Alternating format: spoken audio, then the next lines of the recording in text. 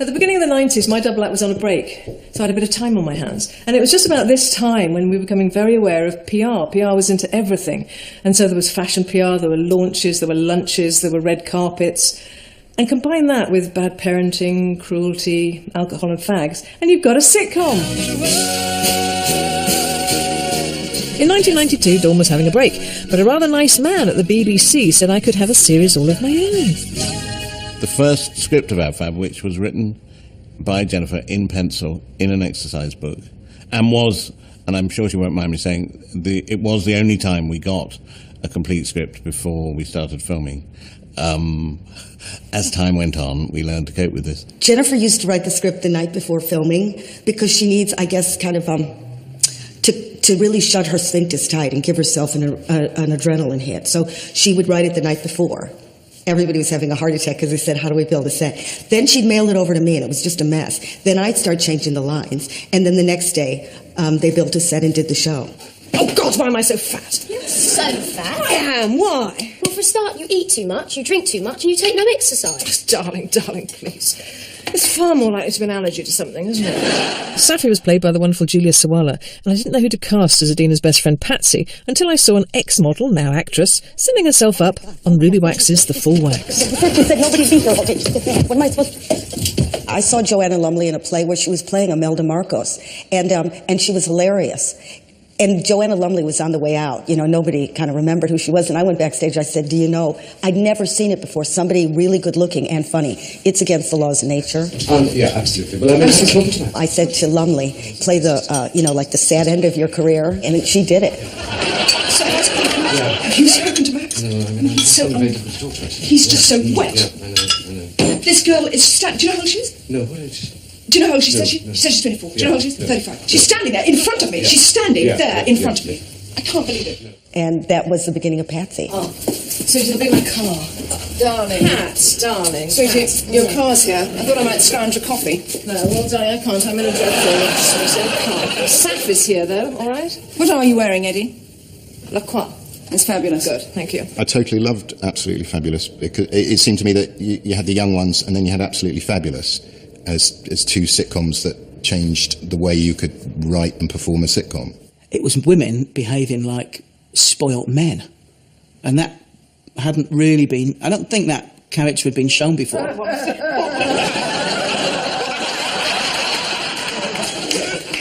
now this was one, and this was one, and this was one. We haven't had that, this one. And that box. We knew women like that, Jennifer and I, and we used to trail them. One of them gave me a lift in her Jag, and I heard her going, don't you ever fucking tell that person, don't you ever. And then she'd hold the phone and go, yum gecko, ring gecko, yum gecko. And then she'd go, tell the bitch, she's fired, yum yo, ring gecko. So we loved that whole like confusion of spirituality and PR. And so it had to go on television. Because we knew too many people that needed their asses kicked. Party. Oh, Kustark's having a retrospective of work she's yet to do. That'll be drinks and a press call. Book launches. 1. Bill Wyman's coping with cystitis. Press call and ribs at sticky fingers. We thought the PR people were going to be the people who were going to shout at us most and hate us for laughing at them, which was, after all, the idea of the show. In fact, they were the first people to go, hooray, you noticed. We do something important. We PR things. Oh, I'm sorry, Mum, but I've never really seen what it is you actually do.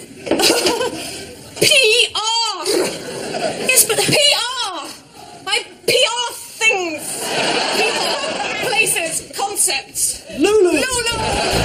Doing AbFab was fantastic. It was so much fun that I hardly remember any of it. I think probably we were drunk most of the time, but we had a great time. And now I'm going to go to a big house in the country and meet someone who might remember a little bit more. She might not. She's very, very old now. Come with me.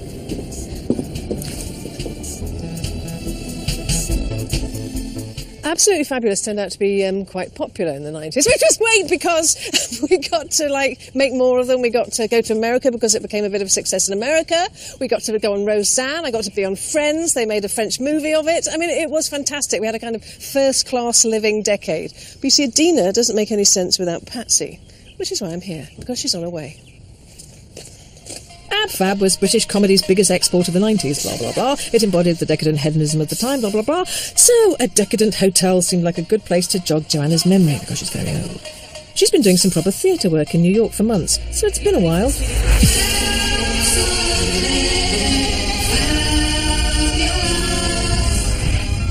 Don't worry about this wall, just drive over it. That's it, yeah. Who cares? It's just a little flower bed. Thank you. Oh, welcome. Thank you so much. I can't believe I'm here. Babe, Joanna, welcome to my lovely home. Hey, oh, thank you. You're looking fab. So it's 20 years. 20 years this year. This year. I can remember meeting you for the first time because I knew what you looked like, obviously, from French and Saunders. Right. I thought you were fabulous. I've since obviously dropped this opinion. But the thing was is that I had to come and read a scene which was Patsy and Adina in a taxi. Yes. They'd organised a couple of chairs, I remember that. Two chairs. It was office. really in a BBC office. And I'd read this phenomenal script. I'd never read anything like it in my life, and I terribly wanted you very kind. to like me. I mean, look at you. You've been a fantastic mother. You've let them ruin your figure. Your stomach's stretched beyond recognition. You've got tits down to your knees and what for God's sake? For a pothead who's worn nothing but a crap and round tracksuit and a Gaza t-shirt for the past 2 years. Cut the cord, darling. Left here if we're going to Harvey next. Left. The characters of Patsy and Adina were two of the best creations of that time. It was kind of based on those sort of, very kind of hard-nosed PR type businesswomen, and I loved it. I thought it was great. I just thought the contrast between Jennifer's character and Joanna Lumley was great. Joanna Lumley had to be the other woman. I mean, there was no question. She had to be the yin to the yang of Jennifer. Oh, here's my list. Go through my list. Door handle, done. Well, congratulate yourself, Eddie. Lunch done. Well done, sweetie. I was working in Covent Garden at the time in restaurants. And Adina and Patsy, I tell you, they are very, very based in reality. You still see them now, and it's quite sad to see them now. Speech. Oh, I've written my speech. Congratulate yourself anyway, Eddie. It was kind of against the whole PC culture that had grown up. It was like 2 fingers to that. We're just going to do what we want. And being women, I think it made a bit more impact. You know, today's bloody no smoking day. God, bloody no. You don't do no smoking day. Don't do bloody no drinking day, do they? Drinking day. No shooting people day. No. No wearing bloody awful clothes. These aren't supposed to be great role models, are they? I mean, they're supposed to be bad people. They were bad people. I mean, Adina sort of represents everything that's kind of neurotic and self-obsessed and obsessed with money and having everything, and that idea that in the 90s, choice was the thing. Everyone should have choice. But choice just meant that you could never settle on anything. Yeah. I mean, they actually were best friends. Oh, yeah. I think that was part of the success. How many times in your short and beautiful life have people come up to you and said, oh, I'm Patsy and this is my friend Adina, and she's Adina, I'm Patsy. Yeah. Oh, my mother's not always just like... girls. No. No, I mean... The amount of people who said, you've hit us on the nail. What? Step on the car, please, madam. Hey, what the hell? Hey, what do you want? What are you doing to her? Let's take my friend to hospital. She's sick. Eddie, I'll help. Hang on. But I thought it would work in London, the southeast of England, where people knew where Harvey Nicks was. Yeah. I didn't have an expectation that it would have a massive audience. I thought it would have, a Londony, an urban audience. But it doesn't account for the success with truck drivers in Ohio. I mean, why did they like it? I can't imagine. Well, I'll tell you why, Miss Saunders. Okay, tell me why. It was beautifully written and very, very funny. And if things are good, it doesn't matter what they are, or where they're about, or what they're about, or what they contain. If it's good, it works. That's the truth of it. The combination of all those people, I think it's like, it doesn't happen often, but everybody worked together. Yes, they did.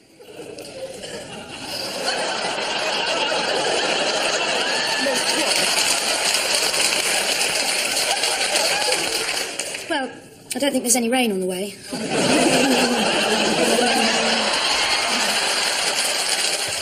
Bubble was one of my favourite characters, because Bubble represents everything about the 90s, about a job and a not job, about getting away with it, about being able to, that kind of pretense. Is there anything I should look at?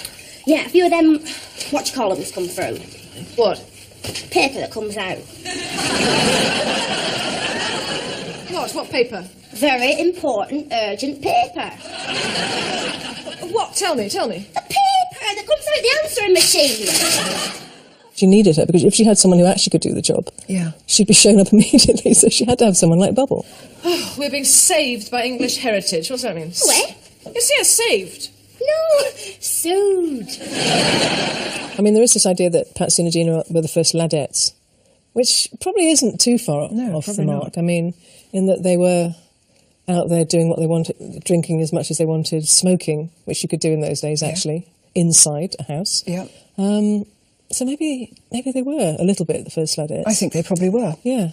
It's rather shocking to think of that. It and is also slightly shocking to think of the drinks we made up just because they rhymed, like Stolly Bolly Cocktail. I mean, Do people drink those? I mean, I remember people writing to me and saying... I've never tasted it. We've never drunk it in our lives. But people saying, yeah, we had 4 of those. And you go, we must be dead. Insane. But I tell you what it did do, which was before that, people used to ask for a glass of champagne, and after your clever, funny show, Miss Saunders, people asked for a glass of Bolly. Eddie, darling, we need some drink here. Why don't champagne? Yep. I've got 1 bottle left. Are we going to do any more? She said desperately, eyes hungry. Well... With the beseeching eyes of a starving woman, frankly, who can't get a job. I'd love to do some more. Because I think the world's changed enough for there to be enough interesting stuff to do and talk about, and I'd be fascinated to see... It doesn't matter when we pick them up or how old they are, because we've seen that they live to 112. They do.